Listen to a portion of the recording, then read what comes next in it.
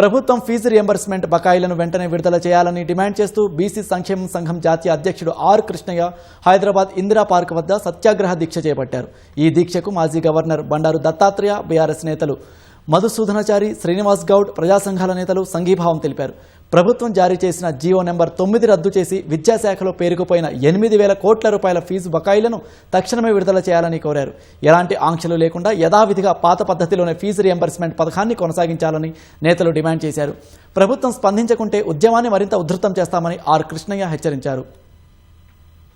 సమాజం కోసం ప్రభుత్వాల మెడలు వంచే నైపుణ్యం సంతరించుకున్నటువంటి విద్యార్థి లోకాన్ని రెచ్చగొడితే జరిగేటువంటి పరిణామాలు విపరీతంగా ఉంటాయనేటువంటి హెచ్చరిక చేస్తా ఉన్నాం.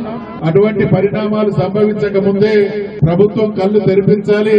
ఈ దీక్ష ఫలితంగా విద్యార్థుల ఫీజు రియంబర్స్మెంట్ జరిగి తీరాలనేటువంటి ప్రభుత్వం ముందు బకాయిలు చెల్లించి ఆ తర్వాత ఏదైనా కొత్తగా సంస్కరణలు చేయాలనుకుంటే అప్పుడు దాన్ని మొదలు పెట్టాలి. అంతేగాని పాత రియంబర్స్మెంట్ ఉన్నటువంటి అన్ని డబ్బులు లేకుండా ఇప్పుడు కుట్రబన్ని ఏదో విధంగా ఎత్తివేయాలనే ప్రయత్నం చేయడం ఇది ప్రభుత్వం మానుకోవాలని నేను మనవి చేస్తూ వెంటనే 8,000 కోట్ల రూపాయలు ఒక బకాయిలు అవుతున్నాయో వాటిని చెల్లించాలని కూడా విజ్ఞప్తి చేస్తున్నాను.